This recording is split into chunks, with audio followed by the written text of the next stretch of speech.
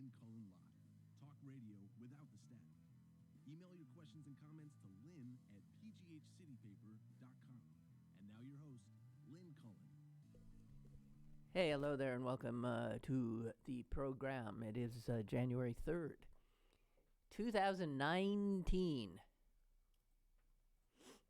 I actually wrote that on a check the other day and didn't screw up, although instead of 2, I started with, sometimes I actually do 19. That is how messed up I am. Oh yeah, I remember. It's 1909, 19, I don't know what, they say if you don't know what year it is, that's a clear sign that there's some kind of, and I have sometimes difficulty with that. 2019, jeez. Okay. I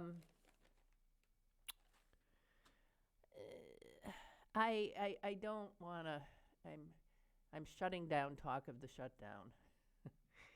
I just hate dancing to the tune that DC sets, and especially Donald Trump and his truculence. So I just, I hope they find a way out. Today's a historic day in that the Democrats will today gain true political power again in Washington. When they take over the House of Representatives.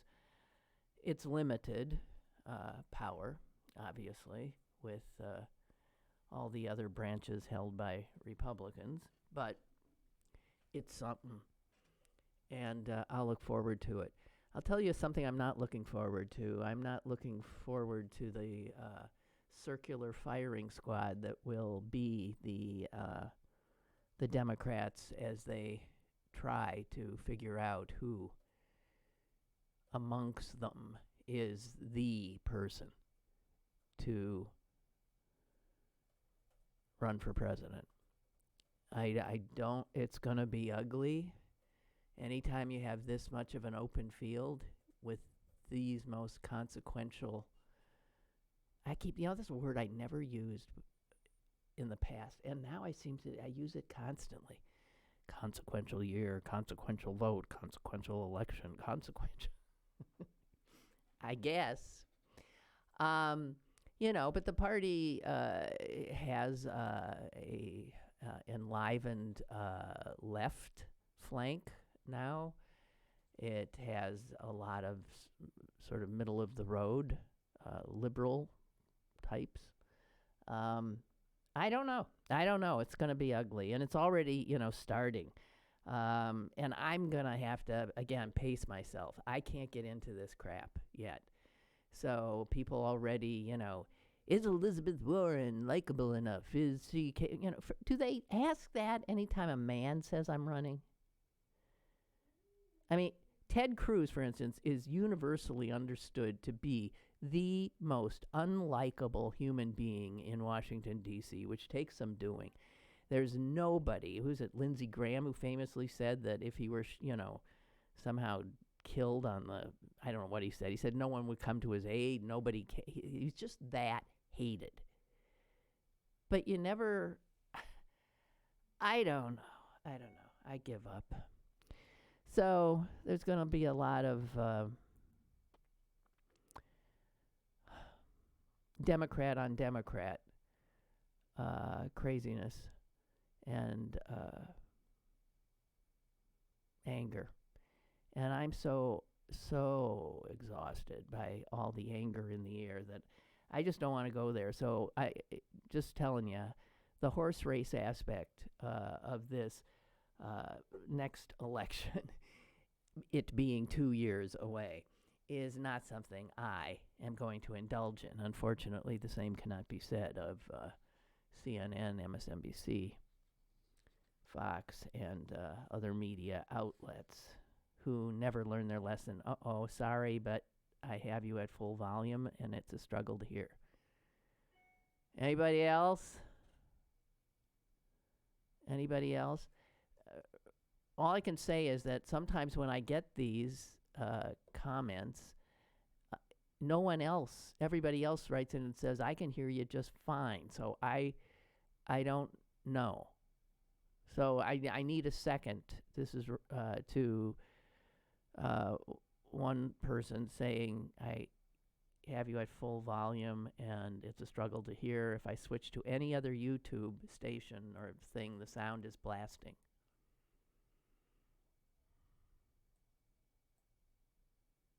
Amy is looking into it, but I don't know what to say. And somebody who's listening on YouTube, can you tell me if your audio's okay? That would be helpful.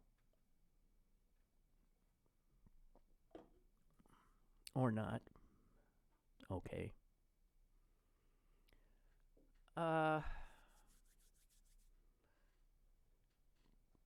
Volume. The audio is extremely low this morning. Happy New Year, Tom. Oh, shit. Okay. I guess it's low.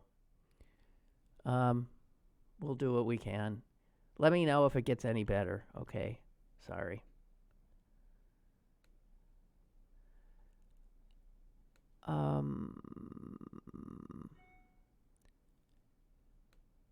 Well, that's weird. Milton says loud and clear in Columbus. And you're on YouTube? Well, how the hell can that be? Lynn agrees, very low volume, and Aaron says it's fine.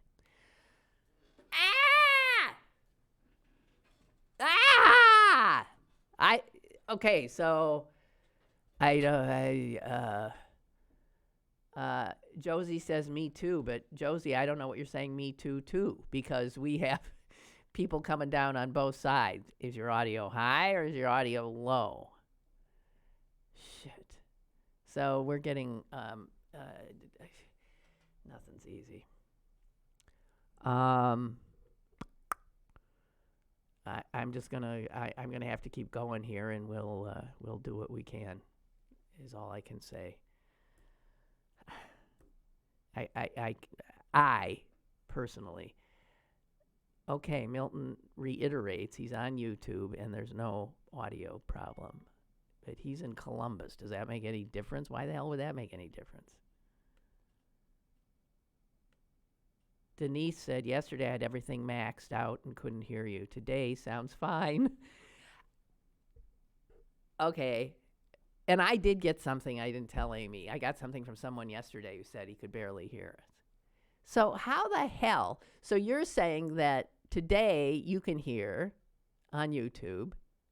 How is that possible? Do we have any smart cookies in the audience who can explain how we're getting some people saying it's fine on YouTube and others saying it's not? Okay, here's somebody. I'm listening through the Pittsburgh City Paper website. The audio is extremely low. Okay.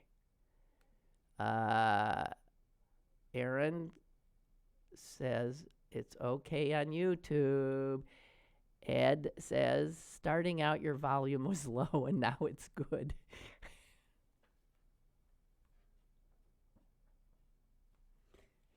We could do a whole show like this. Just, okay?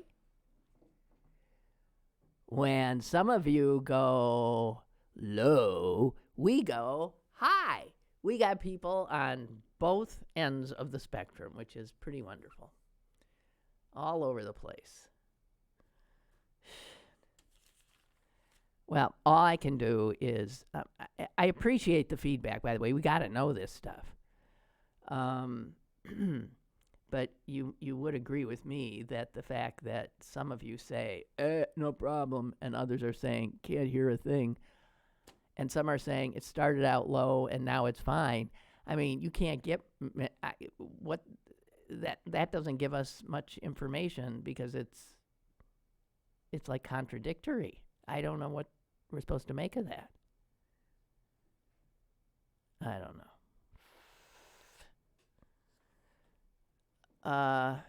There's another one is low, and I'm in Butler. This is a common problem with this show. Other YouTube audio is always fine.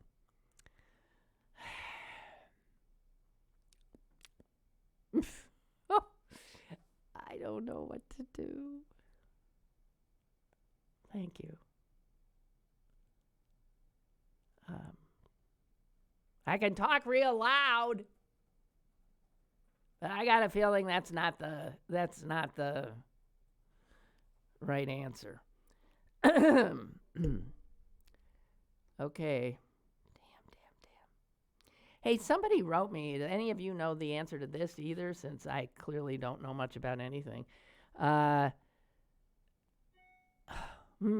muddy the waters, Milton says, both YouTube and City Paper website volume fine.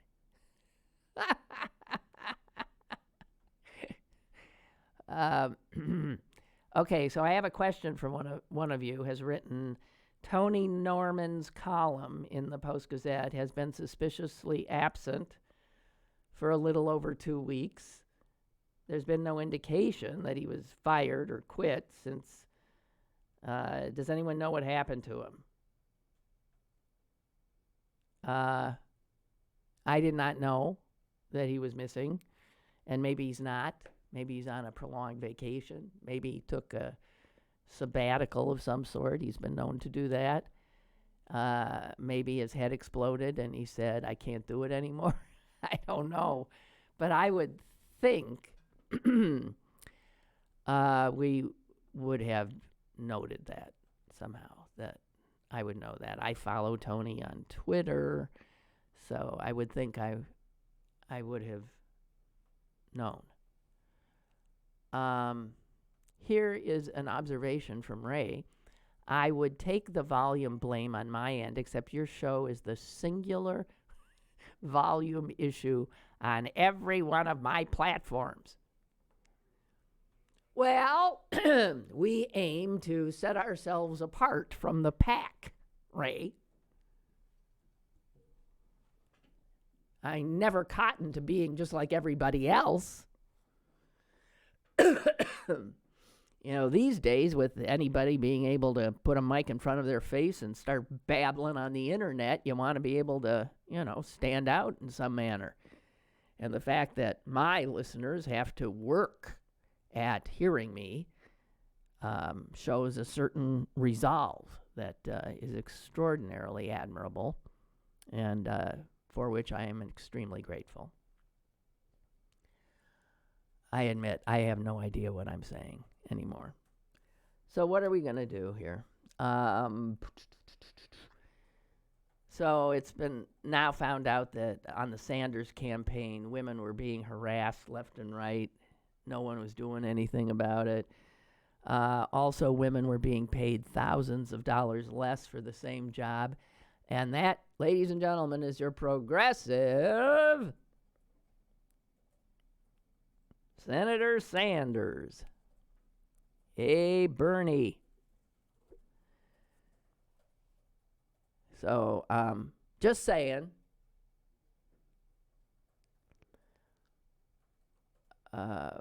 Actually, a pretty big story about it in the New York Times today. It's not just one woman, it's tons of women. And apparently it was a pretty big issue, and it was never really addressed, despite numerous complaints. Shocking, isn't it? A group of mostly white men not paying attention to what? Women?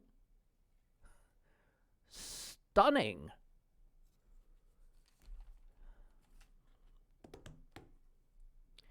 I'm going to try something a little different tomorrow. I hope we have audio. We're going to have a guest in the studio. Just a heads up here. I can't tell you much about him. He's a roofer. He's a blue collar guy. His name's Joe. I bumped into him at a charitable event. He stood out in the crowd because the crowd was very sort of, dolled up and in a certain manner, and he was not. He looked like he'd just gotten off the roof, and I think he made some kind of remark to me about that, and we started talking. Anyway, he is like sort of this classic blue collar, tough, everyman kind of character, as far as I could tell. I did enjoy my conversation with him, although I felt like, yeah, we were sort of, and politically, he votes Democrat, but he is as odd a person in his, where he lives as there is, because the rest of his friends and coworkers and all vote Trump. So I said, I think it'd be interesting to have you on someday to see if you could explain to us what it is that makes us so anathema to blue-collar types. I mean, we keep being told that we're elitists, that we look down our noses, that we're this, that, and we don't understand, and we classify all of them as racists and this and that and blah, blah, blah. I just want to get this guy's perspective. I don't know if it seems a little crazy to pick one person, but he seems to be somebody who straddles a bit the divide between educated white-collar liberal types and less educated blue-collar working types. We'll see, right? So he'll stop by maybe in the last half hour tomorrow, and he'll be as an exotic a creature as the sex phone worker was to me. I mean, I just, we hang with our own kind all the time, and it's always interesting to listen to people who can give us a broader picture. We have a call. Caller, go ahead. They hung up. They just called. All right. Well, it's telling you. I also did not speak yesterday about the op-ed that Mitt Romney wrote in the Washington Post. I read it. I found it totally uninteresting, and didn't see any point in talking about it. It was no different than something that, Jeff Flake might have written. And so what? Obviously, Romney he's smelling some blood in the water, as I think anybody would in regard to Trump. And he's clearly wanting to be in the game and getting himself out there as a potential contender for the Republican nomination in 2020. And I know he's not Donald Trump, but that's not enough.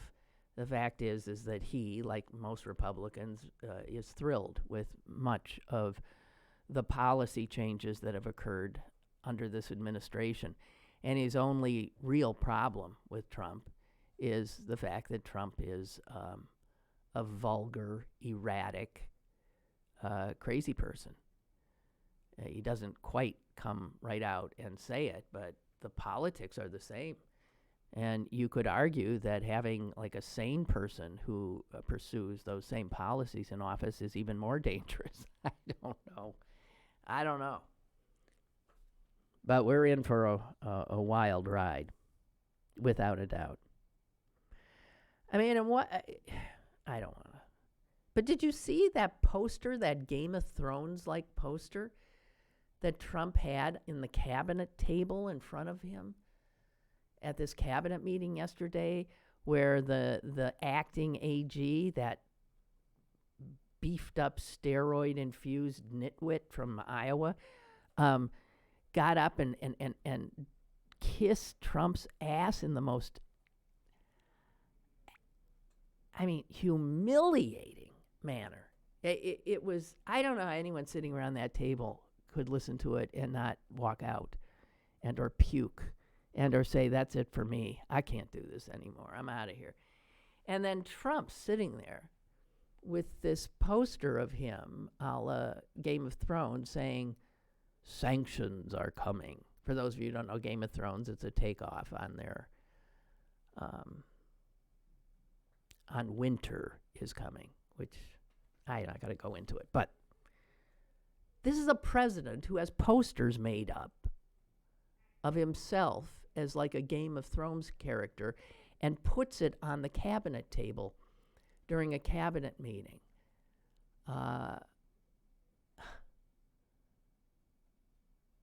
Wow. You would think by now none of it would bother me, and it doesn't if I don't watch. So I got to pull back a little bit again. It's unbelievable. The whole absurd scene. So I'm going to go to, I don't even know if anyone's hearing me. I guess a few of you are, right? I'm going to go to a piece I saw that is, it's a bugaboo of mine, and those of you who know me know it is, but every time I read something about this, I go ballistic. And it has to do with modern mothers, what they call, now the way people mother their children these days. And notice, these are always about mothers. These are not about fathers. So we're talking about mothers who also may hold down some high-pressure job, but when they get home, and even when they're on the job, they're expected to be the world's greatest mother, as well as, of course, the world's greatest wife, the world's greatest, sexual partner, the world's greatest, you name it. But what women got on their table in a lot of marriages is just a ludicrous load. And the mothering part is part of that load that has gotten out of control. What constitutes good mothering? I come from the laissez-faire school. I come from basic mothering is providing a stable environment for the child, feeding, clothing the child, promoting values by your example for the child, and teaching them, basic manners and how to get along in the world. That's it, I think. That's it as far as I'm concerned.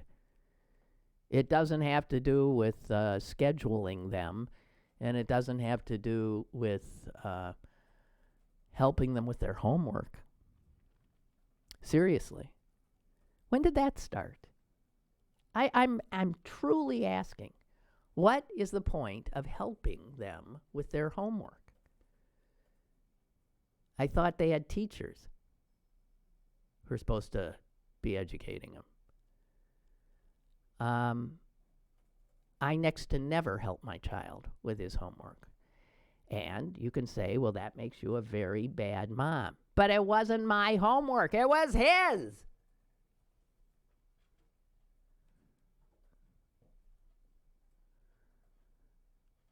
And there's this big piece. It was in the Times on Christmas Day. And it's about the stress, the exhaustion, and the guilt of modern parenting. And this article so enraged me. For one thing, it is driven by the people that Trump voters hate. I made that connection in my own head.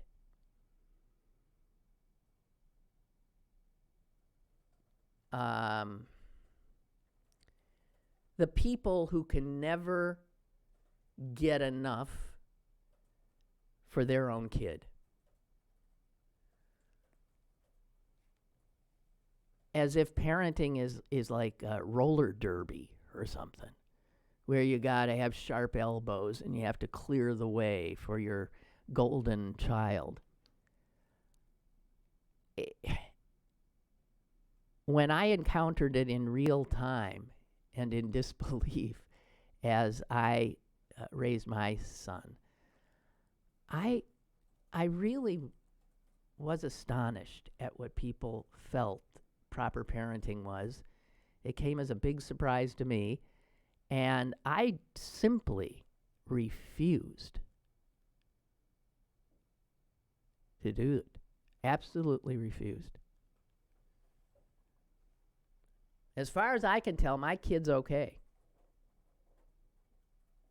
Yeah, he's not making six figures and all that, but so much of what this new kind of parenting is about is just that. It's about making sure your kid has an inside track to the best schools, and then the best jobs, and then the most status, and the most money. It's so American in that it's a striving for, I think, money. That's what it looks like to me if you boil it all down. And so the people who already have a head start with their kids by virtue of their skin color, they're white, by virtue of maybe their income, that ain't good enough. They pull their kids out of the public schools. They move up, they get up and move to suburbs with better schools. Oh, shut up. Thank you. And I right there fault those people. They have, I think, done terrible damage to the public school system, the urban public school system. And I don't know if I can be coherent because I get so angry.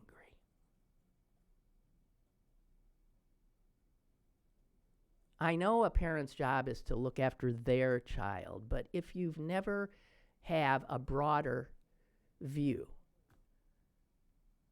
then I think you're not a good person, because I think good people think beyond their own interests and look at bigger pictures and look at their part in a community. I'm serious. Those are the values that my parents taught me. So you don't abandon the public schools. You make them better. You have your child go to school with people unlike him or her. That's the first thing in introducing them to the world, right? Not everybody is like us. And what most parents seem to do is keep their child in these little bubbles. People just like us. And so, sociologists and psychologists are starting to look at this and starting to have enough of it, because this kind of parenting has gone on now for decades, to see the results. And the results are a little bit troublesome, because the results are some very needy young adults who never struggled other than the struggle of staying ahead, other than constantly being in that competitive race for the best GPA and the top and the best school and the this. These kids, everybody points out, are more anxious, more depressed, more suicidal than any that have been seen before.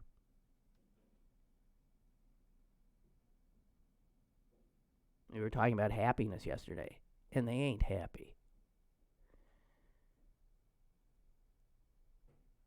So as the gap between rich and poor increases, these are people that help pull it farther and farther apart.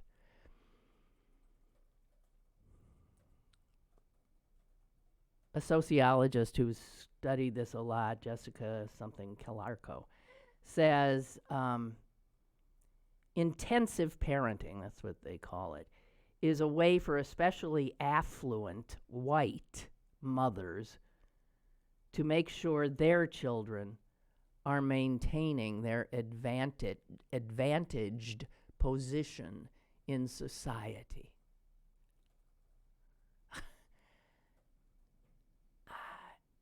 Okay. See, I find that disgusting.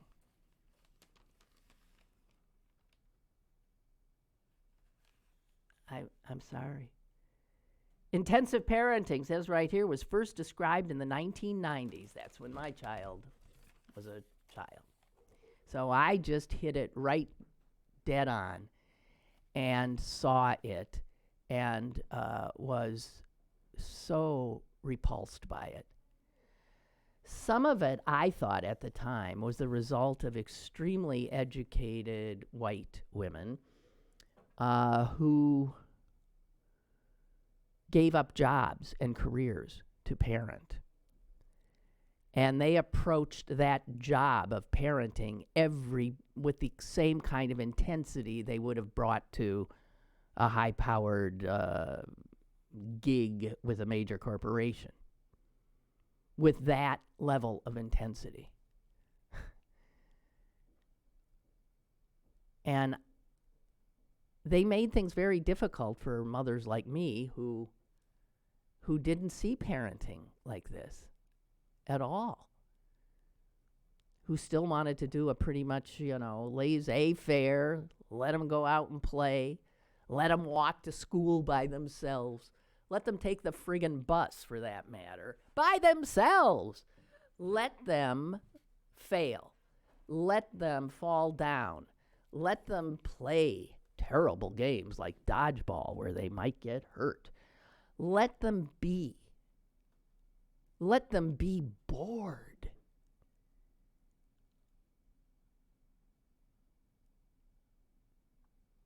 And these kids today are never bored. My God, they've got input every 5 seconds. And they learned it by being shuttled from this event to that event to this event. From soccer practice to piano lessons to blah, blah, blah, to this and that, to sitting around with mommy and doing their homework on the side. What the fuck? Excuse me. I'm just going to have a...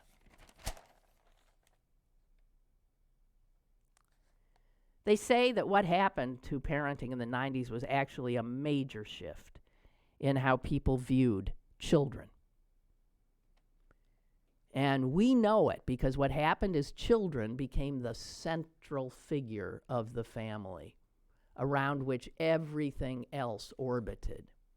And this is a total change from what parenting had been, which is that the parent was the center and the children orbited around it. So this was a total role reversal. And so what resulted was this totally child-focused, child-centered, expert-guided, labor-intensive, financially expensive, 24/7 job of parenting.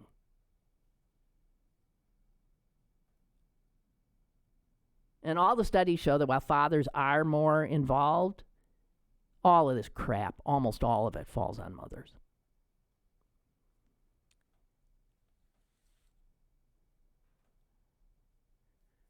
And here's something that is so disquieting. Intensive parenting and its trappings are fixtures of white upper middle class American culture. But the expectations that they have created have permeated all corners of society, whether or not parents can achieve them or not. So what these over-striving, over-involved white upper middle class parents have created is an environment so fraught for other parents who may be working 2 or 3 jobs, who don't have resources, don't have the money to afford these legs up. The SAT, even, things like SAT prep. And these parents cannot give their kids enough advantage. They just keep on coming. And I have to admit, I really loathe them for the environment they've created, the anxiety they create, the stress they create, and the growing chasm between haves and have-nots that they create.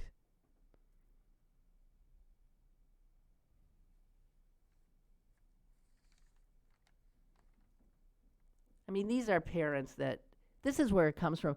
When you see a pregnant woman, it's already starting, right? In that a pregnant woman now will not take a sip of wine, right? Because if she does, somebody might actually, do a citizen's arrest. The child starts to rule in utero.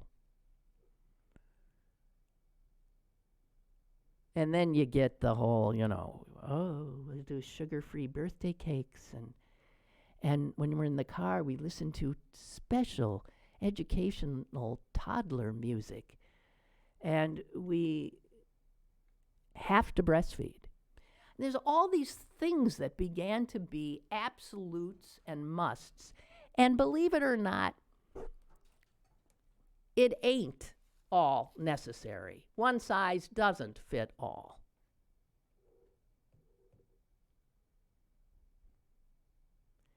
And the fact that this is the United States of America, where there is no support for women and child rearing, as there is in other cultures. And yet the expectations here are sky high. There's next to no support for working mothers. Paid parental leave. Most Americans don't have it. Subsidized child care. Most don't have it. Access to flexible scheduling. Most don't have it. And a neighborhood network where at-home mothers might sort of pick up slack for others. Rare. And other cultures raise children in a totally different way, and they point specifically to Japan, which sounds like what I would like us to be more like. In Tokyo, children start riding the subway alone by first grade. That's the way it should be. Start riding. I still see kids that look like they're 10 and 11 being walked 3 blocks from their house to wait in a safe neighborhood for a friggin' school bus.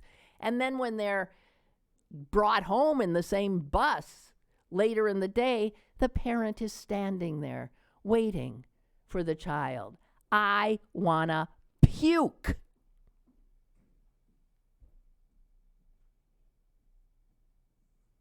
In Paris, after school, kids go to playgrounds by themselves and they play.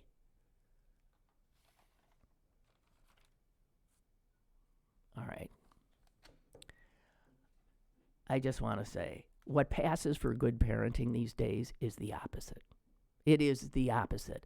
These over-involved parents are nightmares. Nightmares. And their children will be nightmares too. Hello. Caller. Hey, Lynn, it's Jeff. Hi, Happy New Jeff. Year. Happy New Year. You said the magic word, What? and I don't know if you realized what word you said. Expectations. Yeah. And you know what the thing is? The expectations, it travels beyond parenting. It goes toward people who are disgruntled because of their economic situation, and I think it's the unrealistic expectations that we have are formed by the media that we're exposed to. Yeah. So that when you're watching TV, no matter what station, football, whatever, as long as it's not PBS, and even sometimes PBS, there's always happy families. There are people getting automobiles for Christmas. Everybody has to have the newest technology. All the children are healthy and happy, and the families, and it's completely unrealistic expectations. Right. And I think it goes along with what you're talking about parenting, and I think it has to do with people's own view of themselves economically. And it ties into what you were talking about yesterday in happiness. Yeah. So that's Yeah. kind of my brief take on that. Well, I think I What do you think? I completely agree with you. I completely agree with you.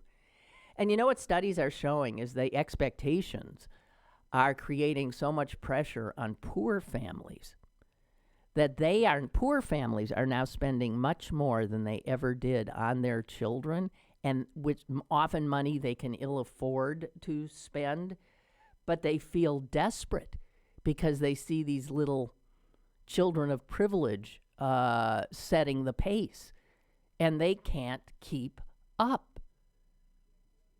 So it's impossible. And the anxiety it's impossible for people of wealth. Well, but see, it's the people of wealth when who. It boils down, we're all human.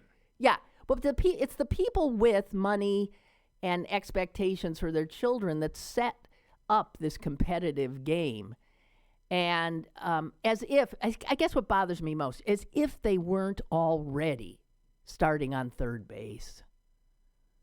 I mean, where they got such a lead as it is, and it ain't big enough for them. I just hate them. Yeah. I'm sorry. I hate what they've done to childhood. I hate what they've done to a lot of parents who would otherwise be, do a model of parenting that was much less child-centered. And you know what? The children would be better off. It's one of the things I love about living in the city, too, is that I can go up into Squirrel Hill or here in Greenfield and see kids riding their bike. Yep. To go down to the local store to get some candy, the same way I used to do. Right. I do too. See that out in the suburbs. I still have a house out in the suburbs, and you know what? I don't see a kid ever. And I know that there's kids. Half of them are homeschooled on the street where I own a house, and the other half, I guess, are inside playing video games as they're going to public school, or else they're in some kind of organized thing. I mean, when we were kids, boom, we were out the door, we were down to play. And there's no reason. And there's no reason why. Woods, yeah. And there's no reason why that can't be happening again. It is absolutely insane how parents view the world as this hostile place that their child is going to die in if they're not there with them every 2 seconds. It's just crazy. And once again, the expectations. Oh, there's child abuse. That's media. Somebody is always around the corner lurking to take your kid. Right. So once again, there's not only positive expectations, but negative expectations drive all this stuff. Yeah. And just real quick, I want to say, because you were talking about happiness, I love that conversation. I could go on forever about that conversation. But when you brought that up, the first thing that popped into my mind was like Christmas gifts. And I remember my mom telling me, she was born in 1920. How happy she was to get an orange for Christmas. Yeah. Happier than kids today getting God knows what, Yeah. Well, kid today, if he gets the Model X1, the other kid down the street's got the Model X2, so the X1 isn't good enough. Right. That's right. Well, I just thought I'd put my 2 cents in there. I appreciate them. Listening to you faithfully. Thank you, Jeff. Thank you. I appreciate it. Bye. Bye. Yeah, for some reason I am seeing kids. I was startled the other day walking the dog by kids who looked to be 6, 7, and they were riding bikes, and one of them didn't even have a helmet on. And they were, carousing around the neighborhood. I watched them going up one sidewalk and down another. And I thought, lucky kid. They have a parent that for whatever reason ain't buying into this shit. Caller, hello. Hello, this is Clarence from Canonsburg. Yes, sir. As I was listening, I was turning down my segment. That's what that pause was. I had a thought, about a couple of weeks ago, maybe 3 weeks ago, I'm doing caricatures in Heinz Field for, they call it the Steelers Christmas party. I'm standing there waiting for the thing to start. Kid that worked there walks up to me and says, "Hey, mister, you got a nice outfit. I like that." I'm like, "Thanks. Let me tell you something. Everything I have on, including the shoes, probably cost me $35. He goes, "Wow, man, really?" "Yeah." I said, "Goodwill, thrift stores, secondhand stores." He goes, "Wow, man, even those shoes?" I'm like, "Yeah, I had on a pair of Nikes." I said, "They were $4.99, brand new." "Are you serious?" "Yes." And he said, "Oh, man, I'm saving up to get these Jordans, man, that I want." I said, "How much are they?" He said, "About $300 and something dollars." I said, "Are you crazy?" I said, "You just complimented me on $35 worth of clothes, including my shoes, and you're going to sit here at minimum wage and save up to buy a $300 pair of shoes?" I said, "Think about it." "Yeah, my grandmother tells me the same thing." "Your grandmother's smart." Listen, there are people. I said, "You're working." I said, "You're working really hard to try to meet some kind of standards or to be cool, but you just came to me and told me I was cool, and I just told you that I got everything from the thrift stores. You can do that." And he goes, "Oh, I have to start thinking about it." I'm like, "No, man, don't think about it. Do it." So you're gonna be good for you. the rest of your life. I said, "You'll be suffering." I said, "Trust me." I said, "I was in your shoes." What started me on the thrift stores was back in like 1986 or something like that. I bought on sale a Claiborne jacket from Horns. Remember Horns? Yes. Claiborne just, Liz Claiborne just started doing menswear, and I'm going to be cool. It was on sale for $200 on sale, and I bought it. I'm happy as a lark. Look at me. I'm moving up for the projects. A week later, I'm in Gabe's. No, Gabriel and you Brothers. saw it. You saw The it? same jacket, $10. No! Oh. And I went back. I bought that $10 jacket and took the $200 jacket back. I said, "I will never do that. Will never happen to me again." Never. And that's another thought that I had was back in the days when I was in high school and stuff, when you're hanging out with the guys and they're saying, "Oh, we're not going. You got to do this like us. You got to do this like us." And I just remind them, like, "Look, I'm the cool one. I'm hanging around with. You're hanging around with me. I'm not hanging around with you." So you go anywhere you want. Basically, that's the attitude that people have to start getting. Like, you don't have to. I don't care what the media tells you. But you most don't have to do it. Yeah, but Clarence, it's not going to be the end of the world. But most people, and you know this by having been alive as long as you have been alive, most people do not have that ability to stand on their own. They feel such pressure, such intense pressure to be part of the pack, to do what the expectations are. And it takes a certain kind of iconoclastic personality, I think, to pull away from that. And, you have really that. My son has that, too. He's taken after you. He only shops at thrift shops. And I can't buy him. He won't even accept gifts from me if it's not something. He doesn't want anything. Now, that's the kind of... You know what? I've never been to South America, but that could be my kid. Yeah, I could. He could. I said, I don't really want anything. Right. Just he's like that too. A real quick story. A friend of mine from childhood, named Big Scott, talked to him, around the holidays, and we were reminiscing about, because we both were going to be yuppies back in the 80s. We're going to be yuppies. We're getting out of projects. We're doing this, that, the other thing. And he is.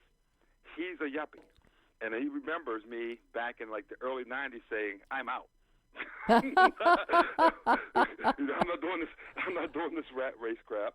And he had an uncle who was like he had like a nervous breakdown, but he was living with him. He had some kind of high government job or something like that. But this was the most intelligent human being I've ever met. And I went to him, I said, "Do you remember saying I'm going to be Uncle Malachi?" And he goes, "Yeah, I definitely remember that." I said, "Yeah, I'm going for intellectual pursuits as opposed to money pursuits." And that's what I've been doing ever since. And you've been relatively happy.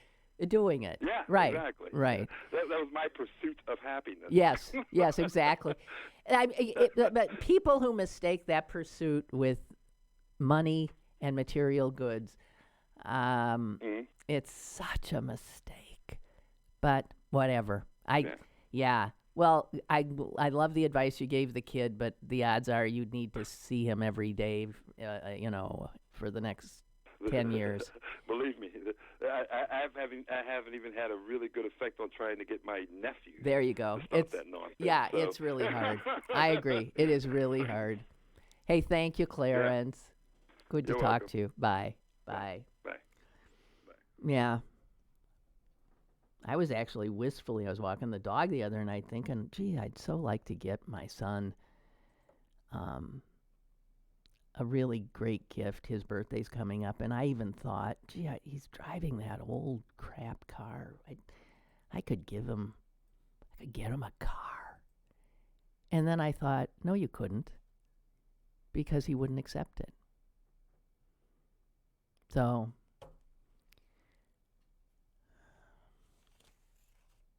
I don't know. So I wasn't a helicopter parent, and he's a wonderful person, but he's an odd one, and he doesn't follow the pack. There's another caller. Every time somebody hangs up, somebody else is there. I guess somebody's hearing this. Hello. Hey, Lynn, it's Mike in D.C. Hi, Mike. Sorry for calling 2 days in a row. It's okay. But I wanted to echo what you were talking about. Motherhood, what's it called again? What kind of motherhood is it? Intensive motherhood. It's even bled over into fiction. Susan talked about The Marvelous Mrs. Maisel. Yes. And she's a comedian, right? Have you Right. seen it yet? No, I've seen bits. Don't get on me. And she, all the reviews underneath it, or several of the reviews underneath it, call her a terrible mother because she's not an intensive mother. She's a mother like I had or like you had. Yeah. They had a life. Yeah. And the kids were just responsible for getting from point A to point B on their own. Right. Mothers now expect them to give up their lives to nurture their child into adulthood. Right, which is bullshit. And I know, and I say to my friends who are mothers, you know that you're teaching your kid right, that if they become mothers, they have to give up their life. And what rational person is going to want to do that? You're training your kid not ever to be a parent, because who would want to give up their life like that? Especially when you've been the center of the universe. You have to go from being the center of the universe to all of a sudden, being nothing more than tending to your child night and day. Right. They're never going to have grandchildren. Serves them right. Yeah. And God forbid they should try to spoil their grandchildren, because they won't be able to, because they're already spoiled little brats. Right. They already have everything. My grandmother used to take me to get ice cream, and it was such a big deal. We're Yeah. getting ice cream with Grandma. Now they look at you and like, there's ice cream in the refrigerator. What the hell is this? I know. You know what a child today would want is a moment to themselves. If I were a child today, I would just want everybody to get the F out of my life and leave me alone. I don't know how they can stand it. And they're made so dependent in that they have to call their parents, even as adults. They have to call them every 2 minutes. They can't make a life decision without going by, sending it through mom and dad and blah, blah, blah. And I don't know. I don't get it. I simply don't get it. I thought the idea of having a child was simply to get them to be an adult who could operate on their own and function as a good member of society. That's what I thought the job was. And it was the job to throw them out of the nest, just like you see the animals do. And parents today won't let go. Because the kid isn't a kid, it's an accessory. It's an extension of themselves. Right. It's an accessory. It's an accessory. Look at my fabulous purse. Look That's at my right. fabulous kid. Right. Look at my fabulous house. Right. It's an accessory. Right, And that you can nobody brag wants about. to be an accessory. And that kid's going to figure that out and abandon them, and they're never going to talk to their parent. I don't know. I see a lot of these kids totally joined to their parents. I don't know. I don't know if that's the end result always. Well, they'll be the first generation ever to not revolt. Maybe that's true. Because every generation of kids revolts against something. And so there'll be a generation of kids who are like, no, my kid's going to walk to the bus. Sue me. And there's poor parents who send their kids to the park by themselves when they're 8, 9, and 10 years old, and people call the cops on them. Yeah. Oh, they do. That's right. That's why the state of Utah actually passed a law that says that, what was it called? I've got it here somewhere. Free-range parenting law. Mind your own business law? Yeah, which is just if you see children unattended at a park, mind your own effing business and don't call the cops. Unbelievable. Hey, I got to go. I have another call. Aren't we popular? Aren't we? Bye, Mike. Bye. Bye. Okay, caller, go ahead. Oh, hi there, Lynn. Happy New Year. Happy New Year. It's your friend Larry. And I just want to let you know my brother-in-law has a friend that works downtown at a major corporation. And there's actually, this friend has a job where they interact with the parents of the new hires. Oh, God. They have to, like what should they wear, all this type of stuff. Oh, my God. Oh, my God. Yeah, I've so read about this. Yeah, I've read about this. The corporations now have... mothers. Yeah, they actually have positions for people to handle the parents of these... God almighty. Right. Oh, God. See, and you wonder why America is in decline, huh? Right. God. And I think, the revolution is going to take place, like Michael was saying. Well... the kids will just... Enough of this. I hope so. I hope so. God. Thank you, Larry. Yeah. Appreciate it. Okay, good talking to you. Good talking. Happy New Year. Happy New Year to you, too. Bye. Here's a blast from the 60s. Barbara has sent me a poem by Khalil Gibran on children. Your children are not your children. They are the sons and daughters of life's longing for itself. They come through you, but not from you. And though they are with you, yet they belong not to you. You may give them your love, but not your thoughts, for they have their own thoughts. You may house their bodies, but not their souls, for their souls dwell in the house of tomorrow, which you cannot visit, not even in your dreams. You may strive to be like them, but seek not to make them like you, for life goes not backward, nor tarries with yesterday. You are the bows from which your children as living arrows are sent forth. The archer sees the mark upon the path of the infinite, and he bends you with his might, that his arrows may go swift and far. Let your bending in the archer's hand be for gladness, for even as he loves the arrow that flies, so he loves also the bow that is stable and stays out of their children's lives. I appended that.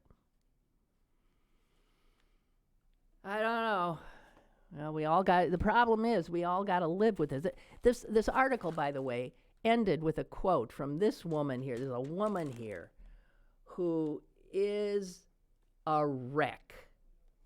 A wreck. This is she's the epitome of American motherhood. And she has a job outside. And she says, there's this sense that something is wrong with you if you aren't with your children every second when you're not at work. And so this woman admits she's never not without her son. And there's a picture of them eating. And she is with that poor kid every frigging second.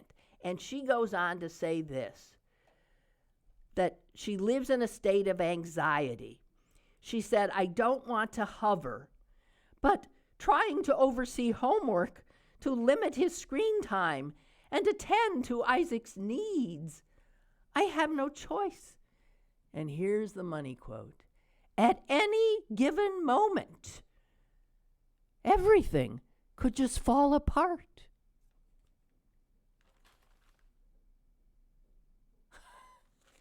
That is how an American parents, if she leaves the kid for 1 second, everything could just fall apart.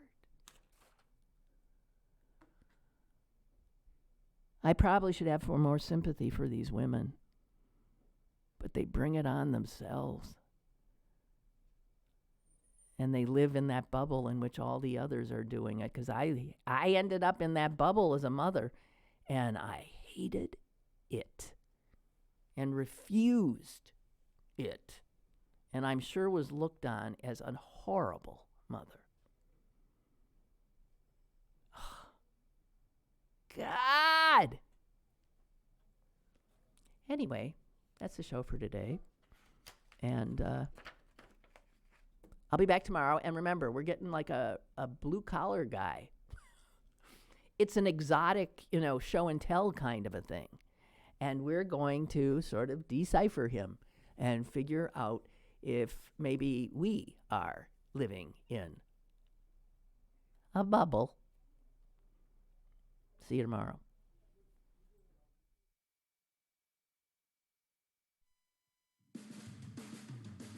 Lynn Cullen Live, Monday through Friday from 10 a.m. to 11 a.m. and archived at pghcitypaper.com. The opinions expressed on Lynn Cullen Live are those of the host and do not necessarily reflect the viewpoints of Pittsburgh City Paper or its advertisers.